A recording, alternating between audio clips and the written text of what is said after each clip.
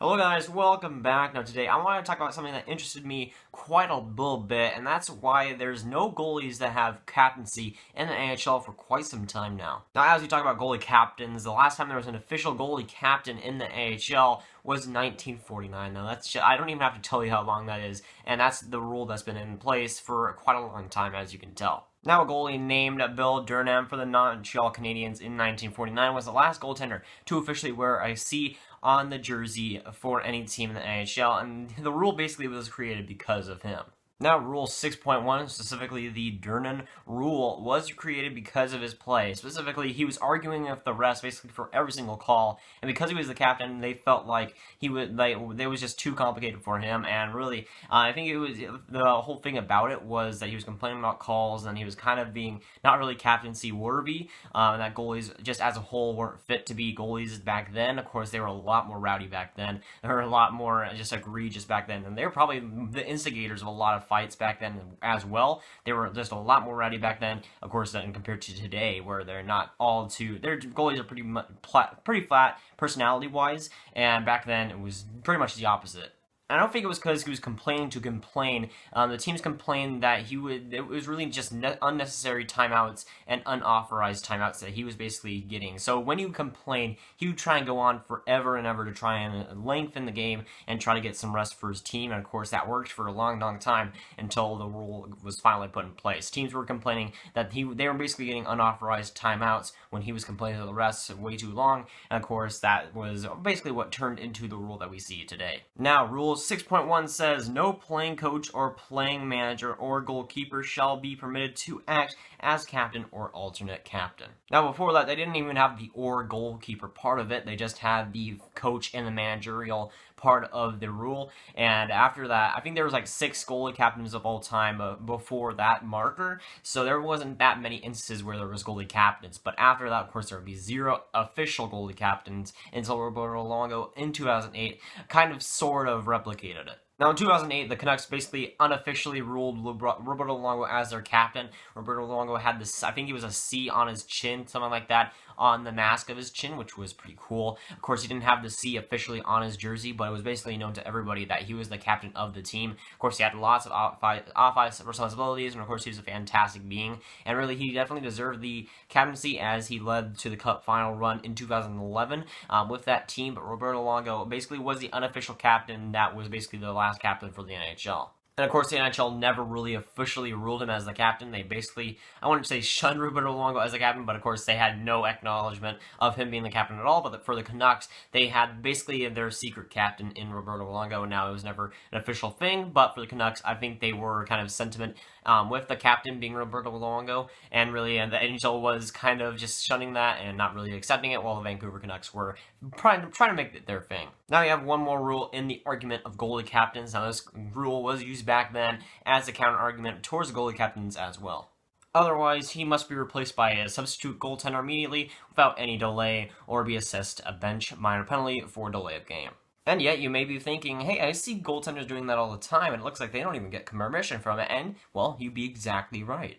You see it at least a few times per game, goaltenders trying to get replacement sticks. Something happens with their pads, something just goes wrong, and they have to get someone fixed. Maybe they want to get some fresh water, and they get another cup from the bench. But it's really a rule that I don't really see enforced too many times, maybe like once or twice, but you don't even notice it at all throughout the season. They don't even tell you that the bench penalty is played. It's just like another penalty that goes on. But they don't even enforce all that much, and really, it's pretty much a useless rule now, as none of the NHL refs really use it, and nobody really cares about it too much. So again, it begs the question, with that rule and the last couple of rules that don't really apply to modern NHL hockey, why is the captaincy rule still a thing?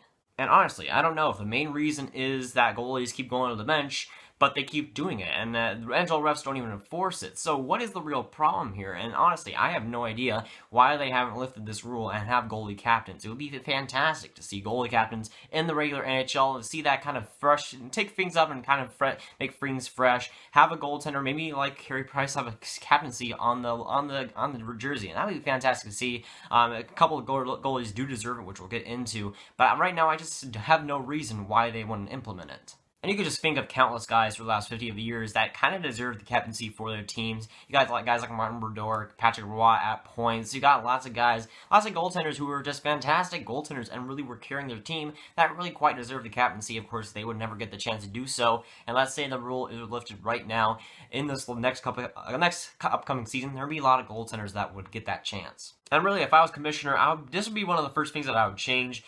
Bring captaincies into the NHL as goalies. That would just bring a whole new face to the NHL, and a couple of just faces that definitely deserve captaincies that aren't getting it right now because they're just goaltenders, and they're really the faces of the franchise, but they still aren't getting it. Now, the NCAA has no restriction on goalie captains, and a lot of them are goalie captains, and that's great to see because, again, lots of goaltenders in hockey lead their teams and are one of the most inaugural parts of the team, and that's just a shame to see so many goaltenders that deserve the captaincy that throughout the years haven't gotten it because of this stupid rule. And as you look to other sports like soccer, you see captains on soccer goalies all the time. And it's pretty much a normal thing over there. So why the NHL hasn't done that and why a lot of hockey hasn't done that is just beyond me. And again, this rule just screams outdated to me. It probably applied 50 years ago when goalies were rowdy and instigators in fights, but now there isn't much blood going on with goalie fights. Goalie fights are one of the rarest things in the NHL, and for that to still be a rule with all these implications, that just the outdatedness of this rule is just beyond why it hasn't been lifted. Is just stupendous. It just blows my mind how it's still a rule right now, and how there's really no intentions of getting rid of it. It just blows my mind here. Now I'm going to list off a few guys in the NHL who I think deserve, or kind of, I'd say, are contentions of being a goalie captain if the rule was lifted right now.